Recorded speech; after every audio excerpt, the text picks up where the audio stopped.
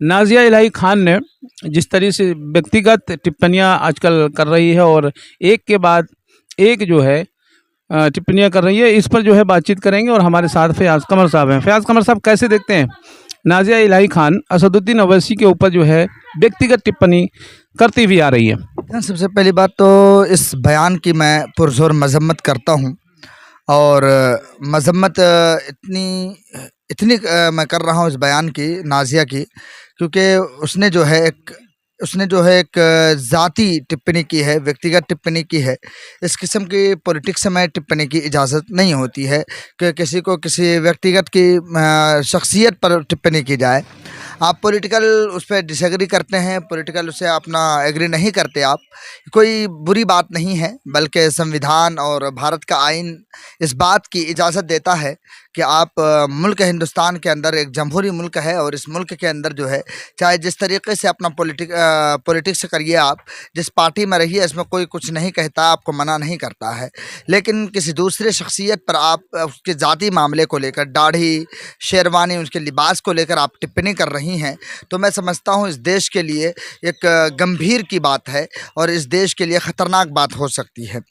रही बात नाज़िया इलाही की, ये पहली बार नहीं है, बल्कि इससे कई बार पहले भी उसने ज़ाती टिप्पणियां की हैं, चाहे वो ओवैसी को लेकर हो, चाहे वो मुसलमानों को लेकर हो। इस किस्म की टिप्पणी वो करती हुई आ रही हैं, लेकिन उसके ऊपर जो है कोई ख़ास कार्रवाई नहीं हुई है, कोई ख़ास कभी ठोस उस पर एक्शन नहीं लिया गया है, जो काफ़ी अफसोस की बात है। मैं ये समझता हूँ कि इस वक्त मौजूदा वक्त में जिस किस्म की बैरिस्टर ओवैसी की पूरे देश के अंदर, जहाँ पर उसको बदनाम किया जाता था मीडिया के अंदर, सोशल मीडिया के अंदर, आज उसी शख्स को जो है लोग अपना हीरो, अपना मॉडल समझते हैं और जो है देश का सबसे बड़ा नेता मानते हैं इंटरनेशनल लेवल पर। क्योंकि जिस तरीके से पाकिस्तान को उसने मुंहतोड़ जवाब दिया है, जहां पर हमारे देश के जवान जो है गोली और बमों के ज़रिए से जवाब दिया था, वहीं पर जो है बोली के ज़रिए से, बातों के ज़रिए से जिस तरीके से पाकिस्तान के परखच्चे उड़ाने का काम बैरिस्टर असदुद्दीन ओवैसी ने किया, ये काबिल तारीफ़ था। लेकिन यहाँ पर ये देखा गया कि इस तारीफ़ के बजाय नाज़िया को चाहिए था बैरिस्टर ओवैसी की तारीफ़ करे, लेकिन उसके बरअक्स जो है उन्होंने जो है बैरिस्टर ओवैसी की ज़ाती और शख्सी तौर पर उसकी जो है खिलाफ वर्जी की और उस पर जो है हर किस्म की टिप्पणियाँ की। ये काबिल मज़म्मत बात है, इसको किसी किस्म से किसी हद तक बर्दाश्त नहीं करना चाहिए था।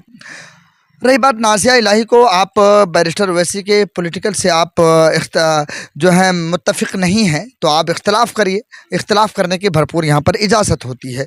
लेकिन आप इख्तलाफ़ के बजाय उसको जो है ज़ाती टिप्पणियाँ कर रही हैं, तो ये हमारे देश के लिए बड़ी ख़तरनाक साबित हो सकता है, इसलिए आपको ऐसे बयान नहीं देना चाहिए था।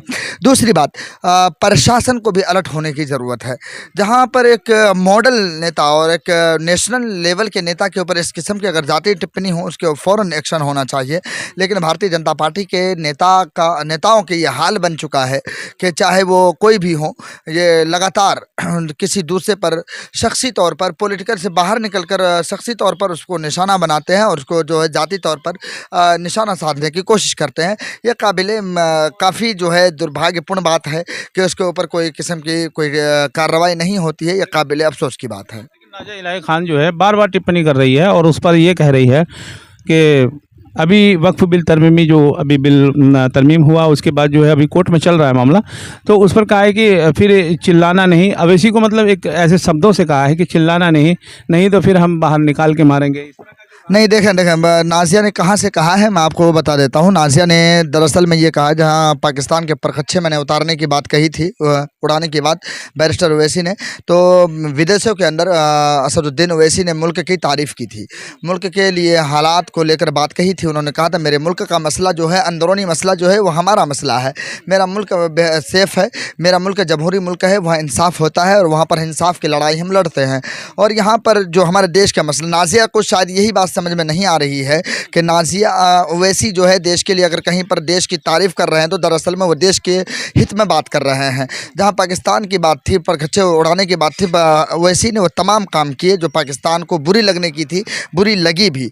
और एक तरीक़े से जो है सबसे बड़ा पाकिस्तान की नज़र में सबसे बुरा इंसान अगर कोई खटका उनको तो वो ओवैसी लगा था। तो मैं आपको बताऊं तो नाज़िया को यही बात खटकी कि आखिर एक नेता जो है किस तरीके जहां इसको बदनाम किया जाता, बदनाम बॉय के तौर पर जाना जाता था, एकदम से हीरो कैसे बन गया, एकदम से वो नेशनल नेता कैसे बन गया। ये बातें उनको हजम नहीं हो रही, इसलिए कह रही हैं कि जब सारी बातें देश के अंदर सही है, जब आपको सारी बातें आप विदेशों के अंदर सही बता रहे हैं तो देश में आकर आप चिल्लाइएगा नहीं, चीखिएगा नहीं। हालांकि नाज़िया को यह बात समझ में आनी चाहिए थी कि ये देश हमारा अंदरूनी मसला, जो हमारा अंदरूनी मसला है, हम घर का मसला है, घर का मसले को हम बाहर नहीं उजागर क्या करते, तो घर का मसला हम घर के तरीके से हैंडल करेंगे, घर पे लड़ के हैंडल करेंगे। हमारे लिए उच्च न्यायालय है, सुप्रीम कोर्ट है, हाई कोर्ट है, तमाम प्रशासन, तमाम तरह के जो है अदालत है। तो हम अपना देश का मामला, हम अपने घर का मसला यहाँ पर सुलझा लेंगे। जहाँ विदेश का मसला है, जहाँ देश के ऊपर का मसला है, तो वहाँ पर हम देश के साथ हैं। हम देश की जो सरकार बैठी हुई हुकूमत है, मैं आपको बताऊँ बैरिस्टर ओवैसी के और भारतीय जनता पार्टी की हुकूमत के साथ कभी भी मुत्तफ़िक़ और कभी भी यकजहती नहीं हो सकती और ना हुआ है। लेकिन जब देश का मसला हुआ तो बैरिस्टर असदुद्दीन ओवैसी खुले तौर पर एकदम बेहतरीन तरीके से सरकार के साथ आए, नज़र आए, और जिस तरीके से बेबाकी के साथ उन्होंने बात की, यही सारी बातें और यही सारी इज़्ज़त और यही सारी जो है एक इज़्ज़त बनी ओवैसी की। तो ये सारी बातें इसको हज़म नहीं हो पा रही है। तो आखिर इसके पॉपुलैरिटी और इसकी इज़्ज़त और इसकी सबसे बड़ाई, ये सारी बातें इसको जो है नाज़िया को हज़म नहीं होने की वजह से ये सारी बातें कही हैं। तो मैं नाज़िया को बता दूं कि आप पॉलिटिक्स से करिए, इसमें कोई दिक्कत नहीं है। आप पॉलिटिक्स से भारतीय जनता पार्टी के अंदर रहकर करिए। आपको इख्तलाफ है ओवैसी से, इख्तलाफ रखिए। आपको ओवैसी से आपको किसी किस्म की एकजहती बनाने की ज़रूरत नहीं है, इत्तेफाक नहीं है, मत रखिए।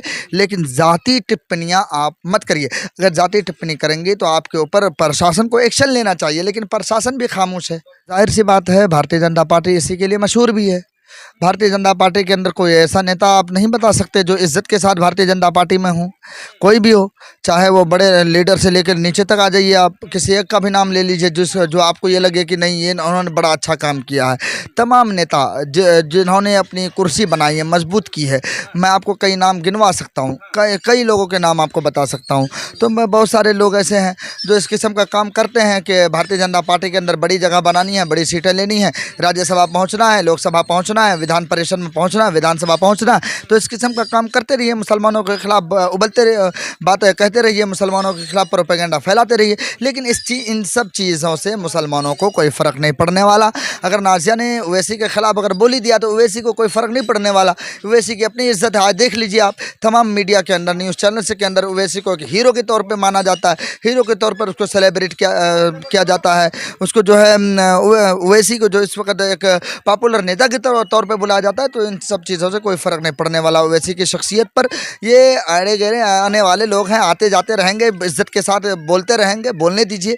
ये सब जो है मैं उसको बरसाती मेढक हैं। जब बरसात आती है, बारिश आती है तो ये मेढक चिल्लाती हैं। जैसे कोई जब गर्मी आ जाती है, बारिश ख़त्म हो जाती है, नदी का पानी सूख जाता है, ये मेढक पता नहीं कहाँ घुस जाते हैं। तो यही मामला है। अभी इलेक्शन का दौर आ रहा है, 2027 में यूपी का इलेक्शन है। तो ये सारी चीज़ें हैं, इनको अपनी कुर्सी बनानी है, कुर्सी बचाने की खातिर ऐसी वैसी बातें कर रही है, इस पर कोई असर पड़ने वाला नहीं है।